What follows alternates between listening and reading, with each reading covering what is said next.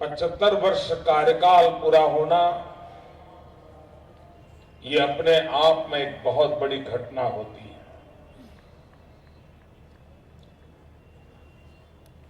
एक विचार को लेकर के अखंड अविरत एक निष्ठ होकर के इतने लंबे कालखंड तक कार्य को चलाना, उसका विस्तार करना, बदलते हुए कार्य के बीच में अपने आप को रिलेवेंट रखना, भिन्न भिन्न प्रकार के मनोवस्था के लोगों को जोड़ना,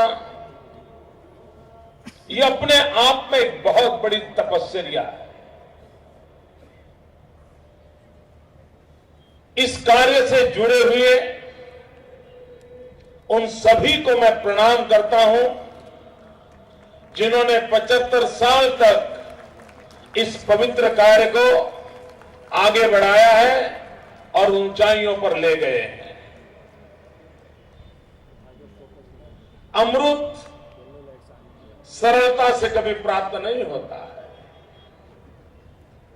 देवों को भी पूरा समुद्र मंथन करना पड़ा, तब जाकर के अमृत नसीब हुआ था। इस 75 की साल की यात्रा यह अपने आप में उस मंथन का काल है जो आज इस अमृत पर्वत तक पहुंचा है।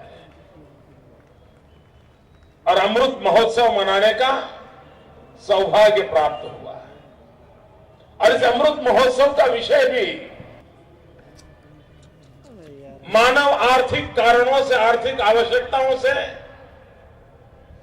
आर्थिक विचारों के प्रभाव में नए नए शब्दों को जन्म देता है, नई नई परंपराओं को विकसित करता है। और उसके कारण एक शब्द पिछले कुछ सालों से पूरे विश्व में प्रचलित हुआ है आर्थिक कारणों से, ग्लोबलाइजेशन, वैश्वीकरण। ये वैश्वीकरण के मूल में आर्थिक अनुसंधान जुड़ा हुआ है। लेकिन हमारे पूर्वजों ने, जिन्हें यह आर्थिक दुनिया के साथ न लेना था न देना था, हमारा माल कहीं बिकेगा, किसी का माल हम खरीदेंगे, इस सीमित सोच के हमारे पूर्वज नहीं थे। उस कालखंड में हमारे ऋषियों ने, मुनियों ने, वेद ने, उपनिषद ने हमें मंत्र दिया था, वसुधैव कुटुंबकम, पूरा विश्व एक परिवार। और उस महान चिंतन को लेकर के हम लोग आगे बढ़े हैं। विश्व के अनेक समाज ऐसे हैं कि जिनकी भिन्न भिन्न प्रकार की सोच ईश्वर के संबंध में है। कोई कहता है ये ईसाई का भगवान है, कोई कहता है ये मुसलमान का भगवान है, कोई कहता है ये हिंदू का भगवान है। ईश्वर को भी कोई इसका ईश्वर, कोई उसका ईश्वर, इस प्रकार से दुनिया में एक सोच बनी हुई है। और आज भी उस सोच को मानने वाले विश्व के कई समाज हैं। हर एक को लगता है कि उनका ईश्वर अलग है। एकमात्र यह देश ऐसा है, यहां की संस्कृति ऐसी है, यहां की परंपरा ऐसी है कि जो प्रारंभ से आज तक हजारों वर्ष के इतिहास की धरोहर के साथ ये हमेशा कहता है ईश्वर एक है। और इसलिए हमारे यहां कहा गया है एकम सत्य विप्राहा बहुधा वदंती। सत्य एक है, जानकार लोग उसको भिन्न भिन्न रूप में व्याख्यायित करते हैं।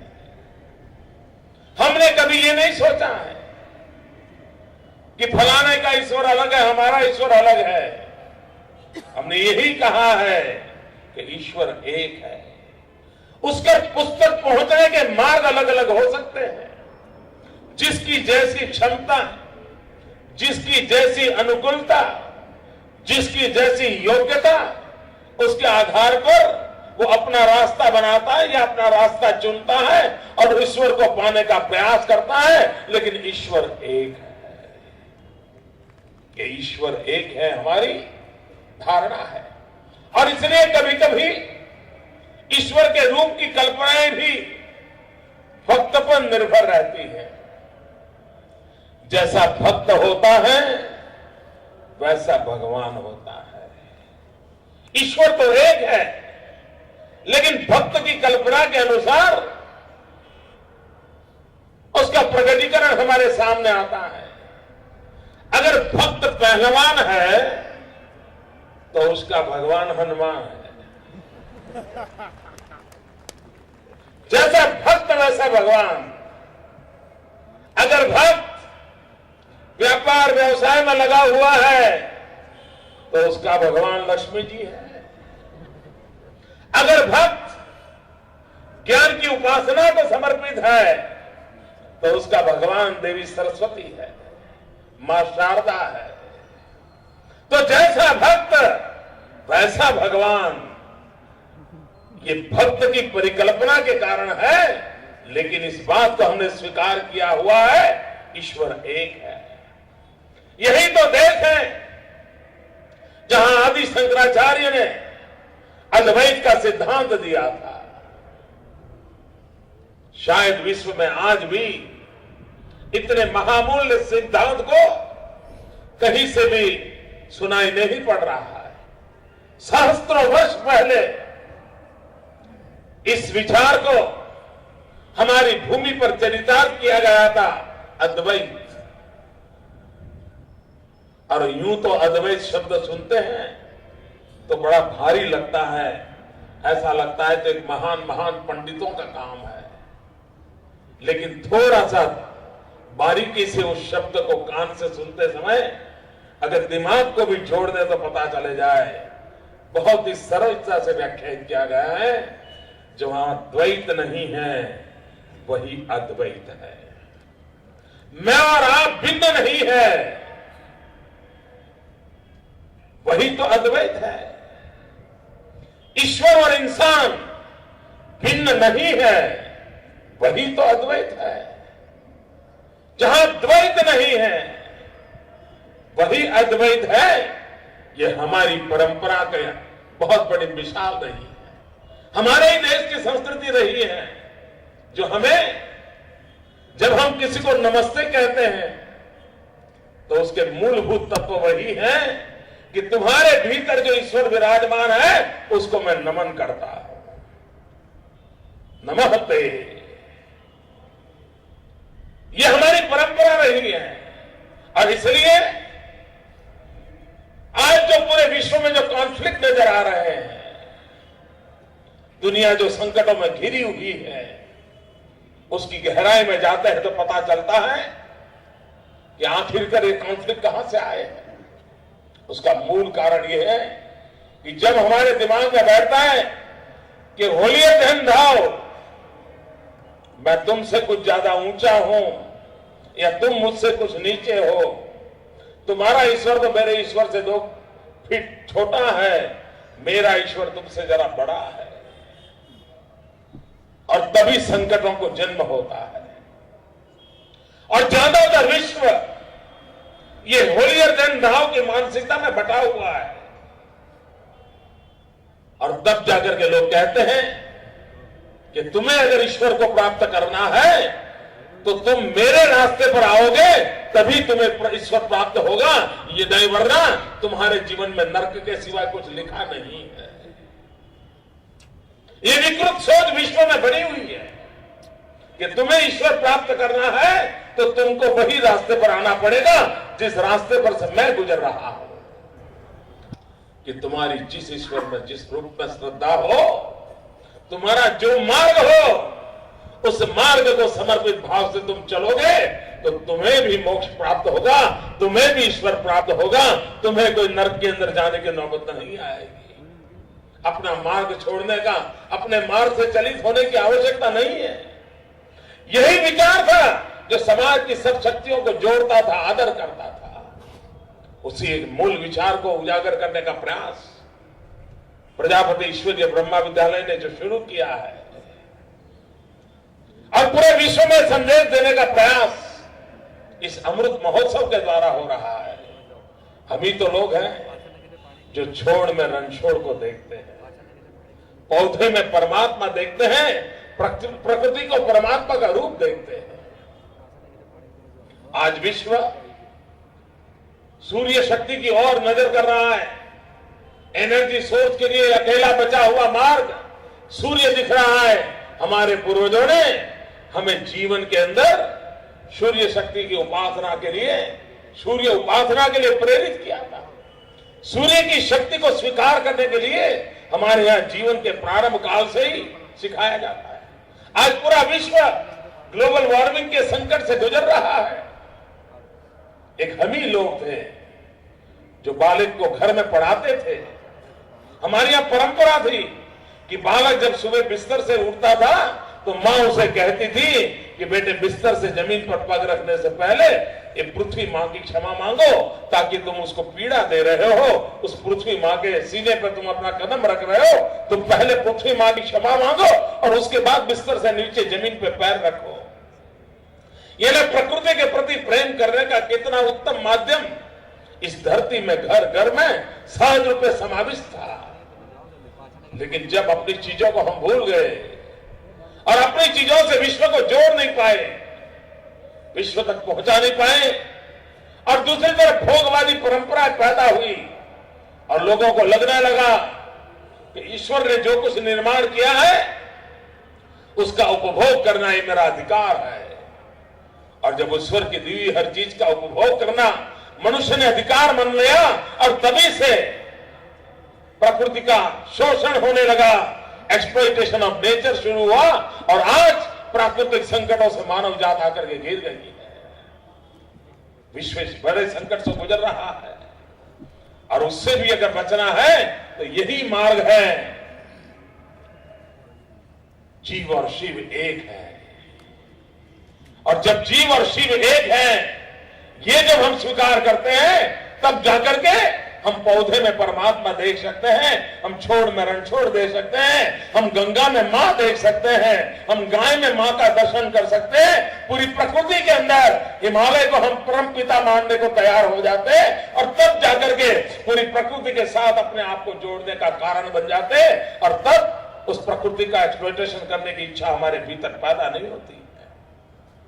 और इसलिए जीवन को इस ऊंचाइयों तक ले जाना, यही तो हमारी आध्यात्मिक परंपरा रही है, यही तो हमारी आध्यात्मिकता की विरासत रही है। आज विश्व एक तीसरे संकट की ओर गुजर रहा है और वो संकट है आतंकवाद। यह आतंकवाद का जन्म भी मेरा मार्ग सही है उस अहम भाव से पैदा होता है। जिस पल वयम का भाव पैदा होता है तब वो भाव नष्ट हो जाता है। और इसके लिए भी ईश्वर एक है, हम सब उसके संतान हैं। हमारे बीच टकराव क्यों? तुम बड़े मैं छोटा, तुम छोटे मैं बड़ा, ये भाव क्यों?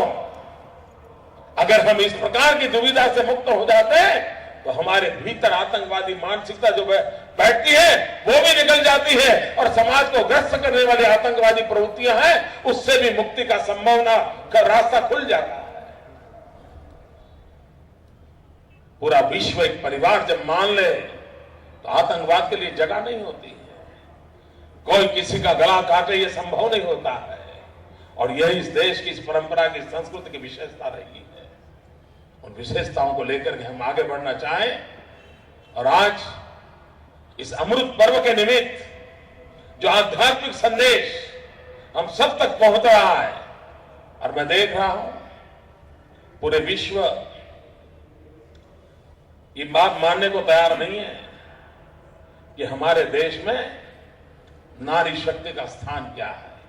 आज भी दुनिया के लोग हमें सवाल उठाते रहते हैं कि आपके यहां महिलाओं का स्थान क्या है। जो ब्रह्मा कुमारी की पूरी मूवमेंट देख लें उनको पता चलेगा कि नारी शक्ति का स्थान क्या होता है। सारा कारोबार कैसे चलाते हैं, कितने उत्तम तरीके से चलाते हैं। मातृशक्ति का सम्मान, ये हमारे देश की विरासत है। लेकिन विश्व को उसकी भाषा में अब तक हम समझाने में सफल नहीं हुए।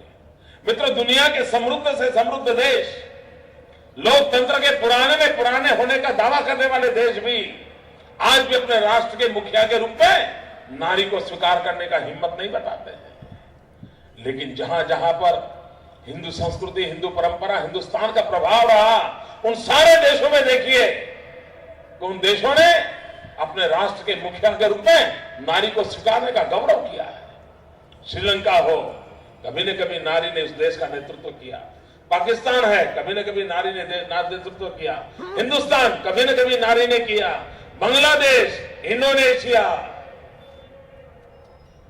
अनेक देश जहां पर हमारा सांस्कृतिक प्रभाव रहा है, उन सारे देशों में आज भी ये भूमिका है, नारी को समान स्थान दिया जाता है। लेकिन विश्व के अंदर आज भी हमारे विषय में अनेक भ्रम फैले हुए हैं। अगर हमारी ब्रह्मा कुमारी इस मूवमेंट को भी लोग देखेंगे तो उन सारे भ्रमों का निरसन हो जाएगा कि हमारे यहाँ मातृशक्ति का स्थान क्या होता है, हमारे यहाँ मां बहनों का स्थान क्या होता है। पूरे विश्व के उदाहरण रूप हम उस अवस्था के दर्शन करा सकते। जब हमें हमारी परंपराओं के प्रति आस्था हो, विश्व की मानव जात के लिए कल्याणकारी हमारे जो उसूल है उसके प्रति हमारी आस्था हो। अगर हम ही डिगमगाए हुए हैं, हम ही उलझन में हैं, अगर हमें ही लगता है कि कहीं हम तो उलझ नहीं गए, और तब जाकर के हम विश्व को अपनी बात बता नहीं पाते हैं। और इस प्रकार के मूवमेंट के द्वारा, इस प्रकार के 75 साल के यज्ञ के द्वारा, परिश्रम के द्वारा, तपस्या के द्वारा, इस प्रकार के महान विचारों को जीवित रखने का जो प्रयास हो रहा है, वो आने वाली पीढ़ियों तक विश्व के हर किसी भूभाग पर काम आने वाला है। इस महान कार्य को करने वाले आप सभी को मैं फिर एक बार वंदन करता हूं। और ईश्वर एक है, पूरा विश्व एक परिवार है। उस संकल्प को आगे बढ़ाने के लिए हम सब भी निमित्त बने, वो परम पिता हमें शक्ति दे। इसी एक प्रार्थना के साथ आप सबके बीच आने का मुझे अवसर मिला। मैं आपका बहुत आभारी हूं। आपने मेरा सम्मान किया, स्वागत किया, मुझे आशीर्वाद दिए। मैं आपको विश्वास दिलाता हूं कि आपके इन आशीर्वाद के अनुरूप हम इस गुजरात को आगे बढ़ाने का हर भरसक कोशिश करेंगे। गुजरात उतनी प्रगति करे, उतनी ऊंचाइयों को पार करे, ताकि मानव जात की आशा आकांक्षाओं की पूर्ति के लिए जो आध्यात्मिक चेतना की आवश्यकता होती है, और ये बात सही है, आध्यात्मिक अधिष्ठान के बिना जीवन सफल नहीं होता है, कोई व्यवस्था सफल नहीं होती है, कोई देश सफल नहीं होता है। और इसलिए हमारा तो प्राण तत्व ही अध्यात्म है। भारत की भूमि की प्राण शक्ति ही अध्यात्म है। उस अध्यात्म को हमारे जीवन का हिस्सा बनाते हुए, वो सभी व्यवस्थाओं का हिस्सा बनाते हुए हम आगे चले। यही परम पिता हमें शक्ति दे। बहुत बहुत धन्यवाद। ओम शांति।